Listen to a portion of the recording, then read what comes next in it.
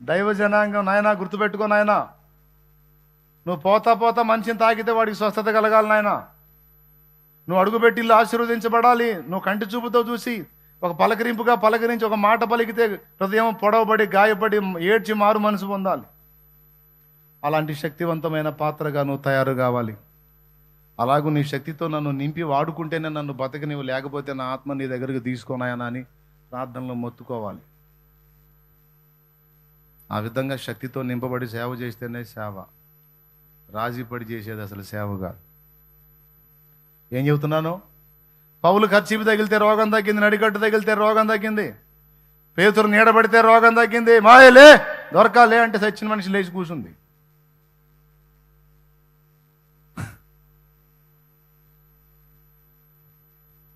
ఇక్కడ బతికున్న మనిషినే లేపలేక సావాల్సి వచ్చింది. స్తోత్రం. పేతురు చచ్చిపోయిన మనిషి దగ్గర దొరకాలే అంటే లేచి కూర్చుంది. యేసు ప్రభు నేను లెమ్మంటున్నాడులే అంటే. కనీసం చచ్చిన వాళ్ళని లేకపోయినా బతికున్న వాళ్ళకి స్వస్థతన కలిగేటట్టు సేవకుడు తయారు కావాలి. ఒరిజినల్గా శక్తితో నింపబడాలి. అందుకోసం దేవుని బలిపీఠం దగ్గర పడి ఏడవాలి. నీ శక్తితో నింపు. ఈ గ్రామాన్ని పట్టుకో. నీ ప్రభావం ప్రజలు చూడాలి. ప్రజలకు గొప్ప విడుదల కలగాలి. దయ్యాలు వదిలిపోవాలి. మంత్రశక్తులు వదిలిపోవాలి. వారి వ్యసనాలు వారిని వదిలిపెట్టి పోవాలి. వారి పవిత్రతలోకి రావాలి. పరిశుద్ధతలో రావాలి. వారి కన్నీళ్లు తుడు. వారి రోగాలు స్వస్థపరచు. వారి బ్రతుకులు బాగు చేయి. నువ్వు నాకు తోడై ఉన్నావని నిరూపించు. నీవు నాకు తోడై ఉన్నావని నిరూపించు. నీ శక్తి నాలో ఉంది, అది వాళ్ళు అనుభవించాలని దయచేసి నీ శక్తితో నన్ను నింపు. లేకపోతే నన్ను చంపు. నింపుతావా? నీ శక్తితో ఒరిజినల్గా నింపు. నీకై వాడుకో. వాళ్ళ గర్వం రానియొద్దు, అహంకారం రానియొద్దు, నడమంత్రం రానియొద్దు, మిడిమేళం రానియొద్దు, పెడద్రం రానియొద్దు, దీన మనసు, విరిగి నలిగిన మనసు పోనీయొద్దు. అది నాలో స్థిరపరిచి మళ్ళీ నీ శక్తి నాతో ఉంచు. నీ సన్నిధి నాతో ఉంచు. తాకినోడు బాగుపడాలి, ముట్టినోడు స్వస్థత పొందాలి, చూసినోడు మారు మనసు పొందాలి, మాట్లాడినోడు ఏడ్చి పశ్చాత్తాపడాలి. అడుగుపెట్టిన గ్రామం పట్టబడాలి, అడుగుపెట్టిన వీధి పట్టబడాలి, అడుగుపెట్టిన ఇల్లు ఆశీర్వదించబడాలి, పలికిన సమాధానం స్థిరపరచబడాలి. అపోస్తలిక దేవుడు, అపోస్తలకు దేవుడవు నువ్వు, నాకు దేవుడవే. పేతురుకు దేవుడవు, నాకు దేవుడవు. పౌలుకు దేవుడవు, నాకు దేవుడవే. ఫిలిప్పుకు దేవుడవు, నాకు దేవుడవే. దయచేసి కనికరించి నన్ను ఆ దిశగా ఆలోచించి నన్ను ఆశీర్వదించి నా విధంగా వాడుకుంటే నన్ను ఉంచు, లేకపోతే తీసుకొని. నేను గతంలో ఏడ్చి ప్రార్థన చేశాను. ఒళ్ళంతా పచ్చగా అయిపోయి పసికెళ్లతో చావు బ్రతుకుల మధ్య ఉండి భార్య చచ్చిపోయి 5 రోజులైంది. భర్త కూడా మరణ పడకలోకి వెళ్ళిపోయాడు. భర్తే ముందు చచ్చిపోతాడు, భార్య తర్వాత పోయేది అనుకున్నారు. సడన్గా భార్య పోయింది. తర్వాత భర్త కొన ఊపిరితో ఉన్నాడు. ఒళ్ళంతా పచ్చగా విషతుల్యం అయిపోయింది. లివర్ డ్యామేజ్ అయిపోయింది. డేంజర్ కండిషన్లో ఉన్నాడు. 6 బయట పండుకోబెట్టారు. సాయంత్రం 4:30, 5 బైబిల్ తీసుకొని ఏకాంత ప్రార్థనకి వెళ్తున్నా.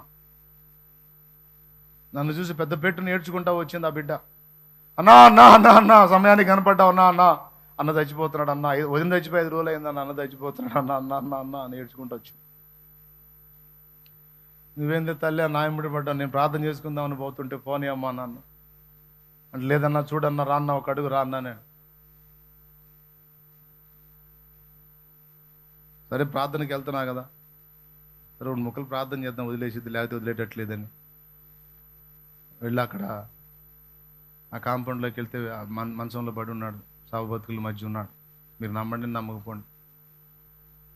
ఆ బిడ్డను చూసి, పాపాలు ఒప్పుకొని ఆయన, ఏ పాపం శాపమై రోగమై నిన్ను చుట్టుకుందో, నిన్ను ఆవరించిందో, నిన్ను నాశనాన్ని నడిపిస్తుందో, నీ పాపం ఒప్పుకోయా, మారు మనసు పొందయ్యా, క్షమాపణ అడిగయ్యా, నీ కోసం ప్రార్థన చేస్తా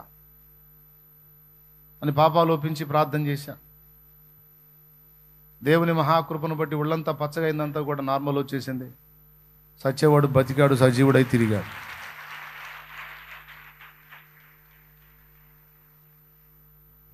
పోతా పోతా అట్లా ఒక ముక్క ప్రార్థన చేసిపోయాను. మళ్ళీ ఒక 1 వారం రోజులు తిరిగి చేయలా. ఒక 1 వారం రోజులు తిరిగి చేయలా. చూసావా నేను ఎంత గొప్పని, ఎచ్చుల కోసం చెప్పట్లా. ఒక ఉద్యోగం వచ్చింది, 4 ఆత్మలు కదిలించబడ్డాయి అంటే మాటో పాటో కాదు, దేవుని శక్తి.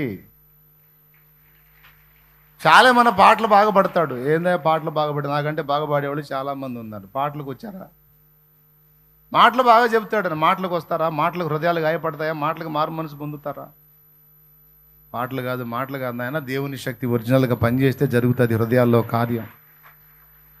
ఒక తాగుబోతుడు మారాలంటే దేవుడు వాని హృదయాన్ని తాకాలి. ఒక దొంగోడు మారాలంటే దేవుడు హృదయాన్ని తాకాలి. తాకితే వాడి హృదయంలో మార్పు. ఆదివారం మీరు ప్రభు బల్లో చూడండి, పోలీసోడు దొంగోడు ఇద్దరు పక్క పక్కనే కూర్చొని బల్లో చేస్తారు. అట్లా చేశాడు దేవుడు. పోలీసోడు మారాడు, దొంగోడు మారాడు, ఇద్దరు కలిసి బల్లలో చేసి కలిసి ప్రభు బల్లో చేసి ఒకటే కుటుంబం ఒకటే రక్తం అయిపోయారు. అసలు దొంగ పోలీసు అంటే పిల్లి ఎలుకల సామెతే. అలాంటిది ఇద్దరు కలిసి కూర్చొని బల్లలో చేయటం ఏంటి? చార్లెస్ గ్రాండిన్సన్ ఫిన్నీ దినముల్లో ఉద్యోగం వచ్చింది. డిఎల్ మూడీ దినముల్లో ఉద్యోగం వచ్చింది. దాదాపు 1 కోటి మంది ప్రజలకు సువార్త అందింది. బిల్లీ గ్రహం దినముల్లో ఉద్యోగం వచ్చింది. డేవిడ్ బ్రెనార్డ్ దినముల్లో ఉద్యోగం వచ్చింది. డేవిడ్ లివింగ్స్టన్ దినముల్లో ఉద్యోగం వచ్చింది. ఇవాన్ రాబర్ట్స్ దినముల్లో వేల్స్ ఉద్యోగం వచ్చింది. అయ్యా, నువ్వు వాళ్ళకే దేవుడువా? నువ్వు నాకు దేవుడు కదా, మరి నన్ను ఎందుకు పిలిచావు? వెస్లీ దినముల్లో ఇంగ్లాండ్లో ఉద్యోగం వచ్చింది. నిజమే, ఇవన్నీ కావచ్చు. నువ్వు వాళ్ళకే దేవుడువా? నేనే దేశాలు అడగల, రాష్ట్రాలు అడగలేదే. ఈ ప్రాంతం సంగతి ఏందయ్యా? ఇక్కడ ఉద్యోగం తేనప్పుడు నన్ను ఎందుకు పిలిచావయ్యా? 4 మాటలు చెప్పుకొని పబ్బం గడుపుకొని జానడు పొట్ట నింపుకొని బతకటానికి నన్ను పిలిచావా? అదేదో పని చేసుకుంటాగా, పని చేసుకుంటా, పని చూపిమని అడిగాగా, వ్యాపారాన్ని అభివృద్ధి చేయమని అడిగాగా, అదే చేసి ఉండేది నువ్వు. మరి సేవకి ఎందుకు పిలిచావు? పిలిచినప్పుడు శక్తి ఏది? శక్తిని కార్యము నీ కార్యం ప్రజలు చూడనప్పుడు ఎలా మారుతారు వాళ్ళు? సమాజాలు ఎలా వస్తాయి ప్రభా నీ దగ్గరికి? ఎలా కదులుతారు ప్రభా? నీ శక్తి అనుభవించాలి కదా వాళ్ళు. అది జరగనప్పుడు నేను ఎందుకు సేవకి? నీ కోసం బ్రతికినప్పుడు, నీ చిత్తం చేయనప్పుడు, నీ శక్తి లోకానికి చూపినప్పుడు, నీ కార్యాలు జరగనప్పుడు అసలు ఈ భూమి మీద ఎందుకు నేను అని బలిపీఠం పట్టుకొని ఏడ్చిన దినములు ఎన్నో ఉన్నాయి. జోక్గా చెప్పట్లా, సీరియస్. ఆ దేవుడు మహాకృప. ఆనాడు మొదలుపెట్టాడు ఆయన కార్యాలు, ఈ రోజుకి తగ్గకుండా కొనసాగిస్తూ ఉన్నాడు. ఆదివారం రోజు సమయం లేక సాక్ష్యాలు ఆపటమే కానీ వదిలితే పొద్దున్న నుంచి సాయంత్రం దాకా, సూర్యోదయం మొదలుకొని సూర్యాస్తమయం దాకా సాక్ష్యాలే నడుస్తుంది. ఆల్ నైట్లో సమయం లేక మనం ఆపుకోవటమే కానీ వదిలితే ఆల్ నైట్లో తెల్లారిన దాకా సాక్ష్యాలు నడుస్తుంది. అన్ని కార్యములు ప్రజల జీవితాల్లో నా దేవుడు నాటికి నేటికి ఇప్పటికీ చేస్తానే ఉన్నాడు.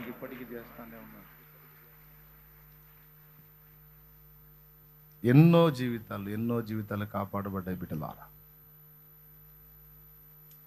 నేను ఎందుకు ఆత్మీయ బిడ్డలకు చెప్తున్నానంటే, సేవ చేస్తున్న వారికి, చేయాలనుకునే వారికి అందరికీ ఎందుకు చెప్తున్నానంటే బిడ్డలారా, ఒరిజినల్ కావాలి. ఇప్పుడు నేను చెప్పినవి కూడా పబ్లిసిటీ కోసం కాదు. నా దేవుడు ఎలా నాకు తోడై ఉండి కార్యాలు చేసుకుంటూ వచ్చి ఈ పనిని ముందుకు తీసుకొచ్చాడో అది సేవకులకు అర్థం కావాలి. లేకపోతే సేవకులు బాధ్యత రాహిత్యంగా కొంతమంది వ్యవహరిస్తున్నారు, రోషం లేని సేవ చేస్తున్నారు. దేవునితో గడిపేది ఉండదు, దేవుని పాదాల దగ్గర విరిగి నలిగిన అనుభవం ఉండదు, కన్నీరు ఉండదు, ప్రలాపం ఉండదు, అంగలార్పు ఉండదు, గుండె బాదుకొని ఏడ్చిన అనుభవాలు ఉండవు. ఇవన్నీ లేనోడు ఏం చేస్తాడు సేవ?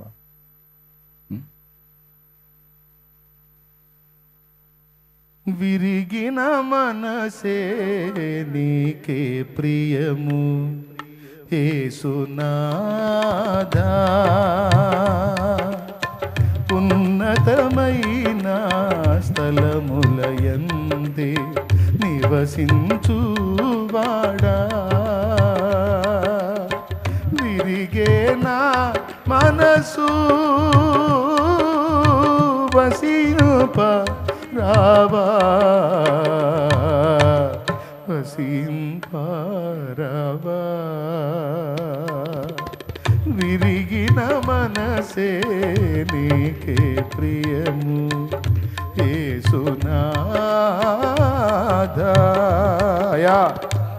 చివరిగా నాయన దైవజనుడా, ఒక అమ్మని పదార్థం నీ నోటికి వచ్చేటప్పుడు నీ బిడ్డలు గుర్తు రావాలి నాయన. నీకు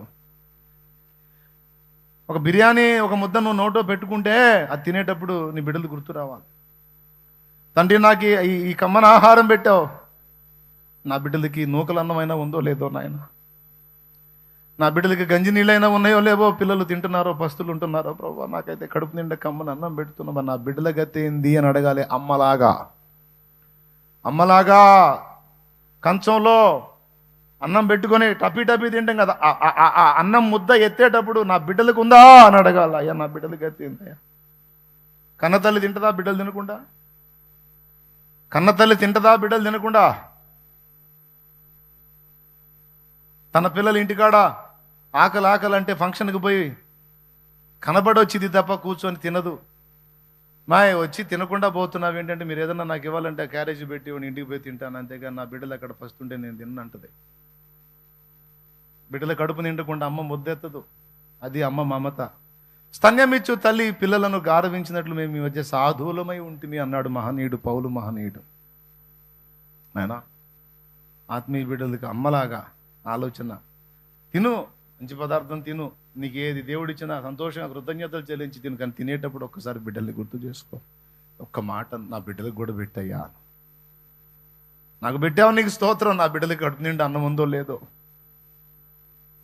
నీ దేహంలో ఆరోగ్యం ఉంది, నా బిడ్డలు రోగగ్రస్తులై ఉన్నారు, వారిని ఒక్కసారి గుర్తు చేసుకో, వారిని స్వస్థపరిచాయి. నీకే అప్పు లేదు, ప్రశాంతంగా ఉన్నావు, కానీ నా బిడ్డలు అప్పుల పాలై అల్లాడిపోతున్నారు. అప్పుల బాధ ఏంటో నాకు తెలుసయ్యా.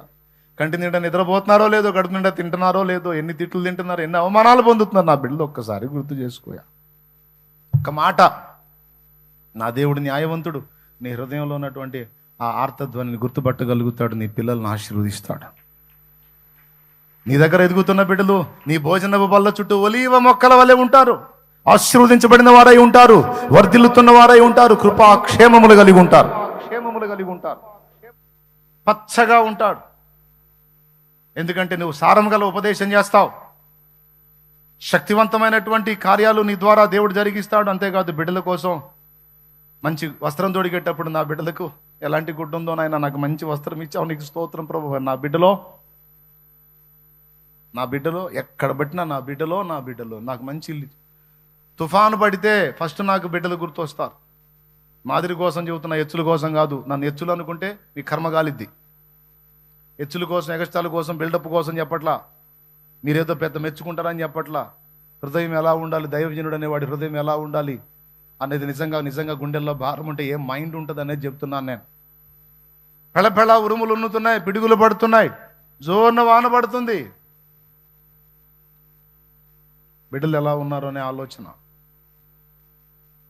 నివాసాలు ఉన్నాయో కూలినాయో, నీళ్ళు వచ్చినాయో ఇళ్లలోకి. నాకైతే ఏ ఇబ్బంది లేకుండా నివాసంలో ఉన్నాను. నా బిడ్డల గతి ఏంది ప్రభువా అని చేతులు ఎత్తాను. ఎండ మండిపోతుంది. మరి ఏసీ గదిలోనే నెమ్మది లేని స్థితిలో ఉంటే, రేకుల గృహాలలో, రేకుల ఇళ్లలో నా బిడ్డలు ఎంత అల్లాడుతున్నారో నాయన, వారిని ఒకసారి గుర్తు చేసుకోయా. నా బిడ్డలను ఆశీర్వదించు ప్రభువా.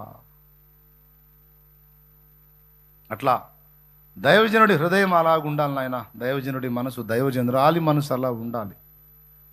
ఆ విధమైన న్యాయ ప్రవర్తన, న్యాయమైన ఆలోచన, బిడ్డల ఎదుగుదల కొరకైన ఆకాంక్ష, ఇంటివారి భద్రత కొరకు గుణవతి అయిన స్త్రీ పోరాడినట్లు, ఇంటివారి బాధ్యత, పెనిమిటి బాధ్యత రెండు చూస్తుంది. గుణవతి అయిన స్త్రీ, సామెతల గ్రంథం 31 ఇంటికి పోయి చదవండి. ఆ స్త్రీ ఎవరో కాదు, సంఘనాయకుడు. సంఘనాయకుడికి ఉండాలి ఆ సుగుణాలన్నీ కూడా. ఆ స్త్రీ పోల్చాడనమాట, యోగికార్థం అది. అసలు వాస్తవంగా దైవజనుడి కొలత అది. భర్త ఎవరంటే క్రీస్తు, భార్య నాయకుడు, నాయకురాలు సంఘ నాయకులు. కాబట్టి నేను చెప్పినటువంటి నీతియుక్తమైన కొలతల్లో నాడు అపోస్తలుల కార్యములో భక్తులు సేవ చేశారు. కడవరి దినాలు వచ్చినాయి, దగ్గరకు వస్తుంది రాకడ. ఖచ్చితంగా మళ్ళా అదే అభిషేకం ప్రజల మీదకి వచ్చిద్ది, సంఘం మీదకి వచ్చిద్ది, సేవకుల మీదకి వచ్చింది. ఖచ్చితంగా దేవుడు అభిషేకాన్ని మళ్ళా దించుతాడు. ఆ విధమైన అభిషేకం వస్తే తప్ప ప్రపంచము ఉజ్జీవింపబడదు. ఖచ్చితంగా దేవుడు రప్పిస్తాడు, జరిగిస్తాడు.